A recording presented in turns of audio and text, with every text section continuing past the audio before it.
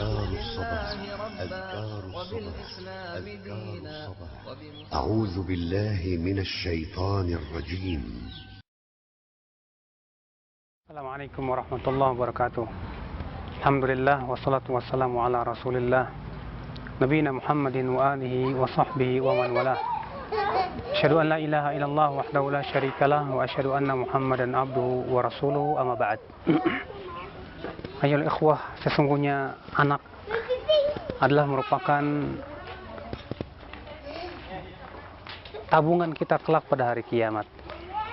Ayo kemari, sini. Anak adalah merupakan amanah dari Allah Subhanahu wa Ta'ala yang Allah Subhanahu wa Ta'ala titipkan kepada kita. Tentunya kita sebagai orang tua penting sekali untuk memperhatikan pendidikan tentang masalah anak ini. Kenapa? Karena mereka adalah pengganti kita kelak nanti setelah kita tua. Mereka akan dewasa. Mereka lah yang akan kelak memperjuangkan agama Allah. Mereka lah yang kelak nanti akan menggantikan generasi tuanya untuk kemudian menggantikan memakmurkan bumi ini yang tentunya berusaha dengan batasan-batasan agama dari Allah Subhanahu wa Ta'ala. Lihatlah di dalam Al-Quran bagaimana perhatian Al-Quran terhadap pendidikan anak. Allah Subhanahu wa Ta'ala menyebutkan di dalam surat Al-Luqman, di mana Luqman memberikan wasiat-wasiat yang sangat bermanfaat untuk anak mereka, untuk anak-anak kaum muslimin nanti. Iya, makasih ya. Di mana Allah Subhanahu wa Ta'ala menyebutkan bahwa pendidikan anak yang paling hendaknya ditekankan yang pertama adalah yaitu jangan kamu mempersekutukan Allah Subhanahu wa Ta'ala. Sehingga si anak pun tumbuh di atas tauhidullah azza wa jalla. Lihat saja Nabi Ya'qub alaihissalatu wassalam ketika beliau menuju kematiannya. Ternyata Nabi Ya'qub alaihissalatu wassalam mengumpulkan anak-anaknya. Lalu kemudian apa yang ditanya oleh Nabi Ya'qub? Ya ma ta'buduna min ba'di, apa yang engkau sembah setelahku wahai anakku? Apa yang engkau sembah setelahku wahai anakku? Subhanallah, sebuah pertanyaan yang membuat kita berpikir. Dahulu para nabi bertanya kepada anaknya, apa yang kalian sembah setelahku nanti wahai anakku? Inilah orang tua yang betul-betul bijak di dalam mendidik anaknya. Di mana yang dia pikirkan bagi seorang tua supaya si anak itu tumbuh dewasa di atas tauhid, menjauhkan kesyirikan, dan bagaimana supaya si anak itu meninggal di atas tauhid, karena itu merupakan kunci surga. Saya subhanallah, betapa naifnya banyak kaum muslimin di zaman ini yang lebih memikirkan pendidikan dengan masalah dunia saja. Yang dia pikirkan bagaimana anak saya supaya senang hidupnya di dunia, supaya menjadi kaya raya, tapi tidak pernah berpikir bagaimana supaya anak saya menjadi anak yang saleh. Padahal ya akhul Islam azani Allah wa iyakum, anak yang saleh itu menjadi manfaat buat kehidupan kita. Di dunia orang tua mendapatkan baktinya anak yang saleh. Di akhirat orang tua pun ketika setelah meninggal dunia, maka anak saleh itu memberikan manfaat dengan doanya, memberikan manfaat dengan amalan salehnya. Bukankah kita semua sudah mengetahui bahwasanya Rasulullah sallallahu alaihi wasallam bersabda, "Idza mata ibnu Adam inqata'a anhu sa'iru amalihi illa min salas." Apabila anak Adam telah meninggal dunia, maka akan terputus darinya dari seluruh amalnya kecuali 3 perkara. Yang pertama Rasulullah sebutkan waladun salihun yad'u lahu. Itu anak yang saleh yang mendoakan orang tuanya. Subhanallah. Bahkan Syekh Albani rahimahullah berkata bahwa yang sampai kepada orang tua bukan hanya doa anak saleh. Sebab kalau doa, semua orang doanya sampai. Kita mendoakan orang lain. yang sudah meninggal dunia tentu sampai. Kalau begitu apalah keistimewaan anak soleh. Akan tetapi kata beliau, seluruh amalan anak soleh sampai kepada orang tuanya. Ketika orang tua mendidik si anak untuk beriman kepada Allah, untuk beramal saleh, maka pada waktu itu ikhwatul Islam, amalan anak soleh itu bermanfaat untuk orang tuanya setelah orang tuanya meninggal dunia.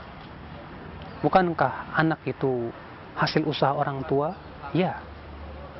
Bukankah Allah Ta'ala berfirman, wa allaysa lil insani illa ma sa'a.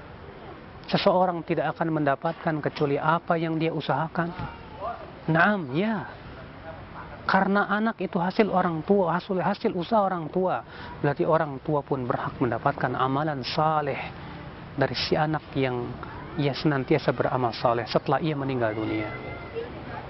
Masya Allah, betapa bahagianya anak yang mendapatnya, yang diberikan oleh Allah anak-anak yang saleh, orang tua yang diberikan oleh Allah anak-anak yang saleh. Karena anak-anak yang saleh itu ketika hidupnya ia mendapatkan baktinya. Setelah ia meninggal dunia, ia pun mendapatkan pahala amalan soleh daripada anak-anaknya yang terus mengalir kepadanya. Rasulullah SAW sabda, sab'atun yajri li sahibihi. Ada 7 amal yang pahalanya akan terus mengalir kepada pelakunya. Wa in kana ba'da mautihi fi qabrihi, walaupun sudah meninggal dunia di dalam kuburnya. Apa itu? Yang Rasulullah sebutkan pertama kali yaitu waladun saleh yad'u lahu, anak saleh yang mendoakan. Anak saleh yang mendoakan.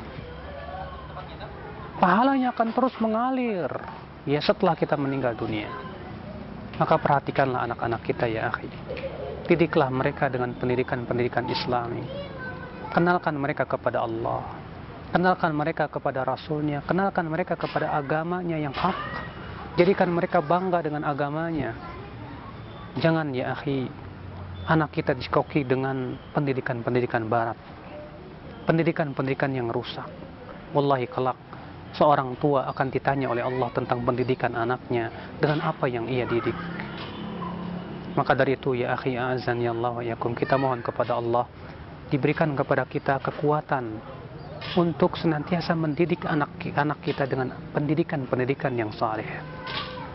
Demikianlah dahulu Rasulullah dan para sahabatnya. Perhatian mereka kepada pendidikan anak luar biasa. Rasulullah SAW mendidik dengan memberikan kasih sayang. Rasulullah mencium Hasan dan Husain. Ketika ada seorang Arab Badawi melihat Rasulullah mencium Hasan dan Husain, apa kata orang Arab Badawi itu? Ya, demi Allah, aku mempunyai 10 anak, tidak ada satupun yang pernah aku cium. Kata Rasulullah, man la yarham la yurham. Siapa yang tidak sayang, kelak ia tidak akan disayangi, kata Rasulullah. Siapa yang tidak sayang, kelak dia tidak akan disayangi. Artinya kelak si anak tidak akan sayang kepada orang tuanya. Berarti kasih sayang kepada anak itu adalah merupakan pendidikan yang luar biasa. Dan tentunya kasih sayang yang dimaksud di sini yang disertai dengan keilmuan, bukan dengan kebodohan. Tak mungkin kita biarkan si anak bermain api, kita biarkan ia. Tak mungkin kita biarkan anak ia bermain ia dengan sesuatu yang membahayakan hidupnya, kita biarkan ia.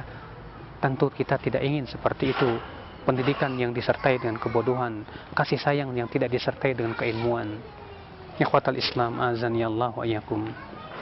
Kita berdoa juga kepada Allah agar kita diberikan anak-anak yang saleh, yang kemudian anak-anak itu kelak berjihad di jalan Allah membela agamanya.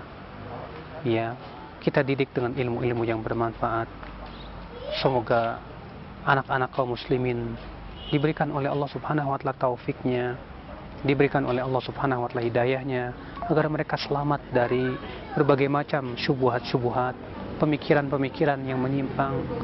Dan semoga kita pun diberikan kekuatan untuk terus mendidik mereka, sehingga kemudian tercetaklah generasi-generasi yang kuat keimanannya kepada Allah Rabbul Alamin.